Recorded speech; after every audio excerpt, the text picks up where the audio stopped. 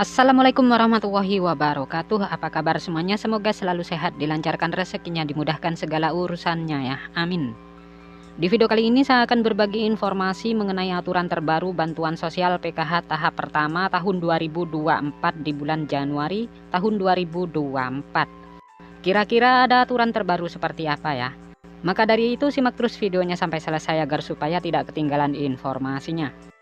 Oke, langsung saja pada berita pentingnya ya, yaitu peraturan bantuan PKH di tahun 2024 mendatang. Nah, untuk para KPM PKH dimanapun kalian berada, jadi di tahun 2024 nanti ada aturan terbaru ya mengenai pencairan bantuan PKH di tahun 2024. Dimana untuk pencairan bantuan PKH di tahun 2024 itu masih sama ya. Ada yang melalui kartu KKS, ada juga yang melalui kantor pos Indonesia. Dan nominalnya pun bisa berbeda-beda ya, tergantung komponen yang dimiliki. Selain itu juga sudah ada peraturan yang sudah ditetapkan dalam hal pencairan PKH di tahun 2024. Jadi untuk bantuan PKH itu adalah bantuan bersyarat ya. Jadi harus memiliki komponen PKH seperti anak balita, anak SD, anak SMP, dan anak SMA. Kemudian penyandang disabilitas berat dan juga komponen PKH lansia serta komponen ibu hamil. Nah, itu adalah komponen PKH ya. Jadi bukan hanya anak balita atau anak sekolah saja, tetapi ibu hamil pun sama masuk kategori komponen PKH. Kemudian dari 7 komponen bantuan PKH tersebut, ada 13 kriteria yang menentukan bantuan PKH-nya bisa cair.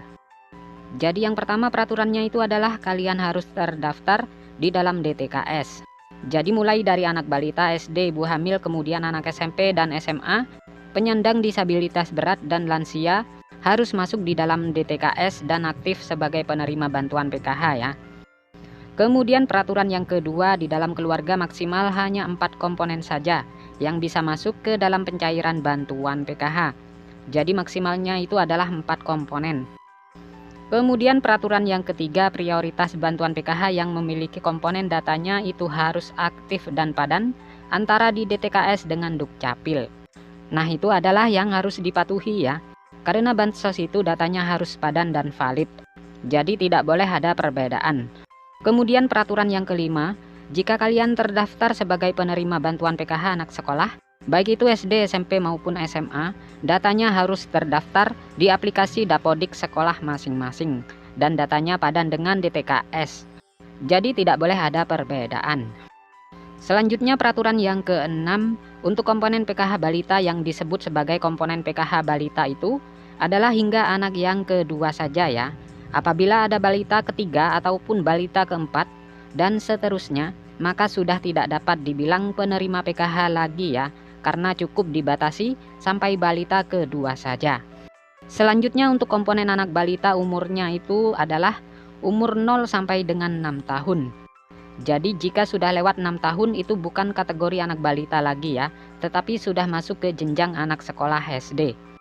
Selanjutnya peraturan yang ke-8 yang dianggap komponen disabilitas itu hingga 4 orang saja ya. Jadi maksimalnya itu ada 4 orang ya yang bisa menerima bantuan PKH disabilitas dalam satu keluarga.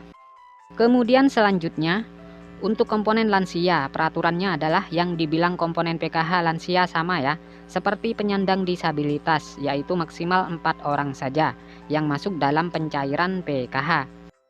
Jadi dalam satu keluarga maksimal 4 orang ya untuk penyandang disabilitas dan komponen lansia. Kemudian peraturan yang selanjutnya untuk komponen lansia tersebut usianya harus mencapai minimal umur 60 tahun. Kemudian yang selanjutnya untuk komponen cucu itu juga bisa masuk ke dalam pencairan bantuan PKH asalkan lolos sebagai penerima dan memenuhi persyaratan. Kemudian peraturan yang selanjutnya untuk komponen ibu hamil. Nah, yang dianggap atau dibilang komponen ibu hamil adalah hanya sampai kehamilan yang kedua saja. Jadi apabila hamil yang ketiga kali atau keempat kalinya, itu sudah tidak bisa dapat bantuan PKH. Jadi sudah tidak bisa dihitung komponen PKH lagi. Kemudian peraturan yang terakhir, jika di dalam anggota keluarga memenuhi atau memiliki lebih dari satu komponen, maka yang dianggap penerima bantuan PKH adalah dari nominal yang paling tertinggi dahulu ya. Misalkan ada anak penyandang disabilitas, kemudian juga memiliki anak normal yang bersekolah di jenjang SD. Sedangkan untuk nominal penyandang disabilitas dan anak sekolah SD itu nominalnya berbeda-beda ya. Lebih besar penyandang disabilitas dibanding dengan komponen anak SD. Maka yang masuk komponen PKH adalah komponen disabilitas yang didahulukan. Jadi sudah jelas ya, itu adalah peraturan bantuan PKH di tahun 2024. Nah, sekian dulu, semoga video ini bermanfaat. Sampai bertemu di informasi selanjutnya. Assalamualaikum warahmatullahi wabarakatuh.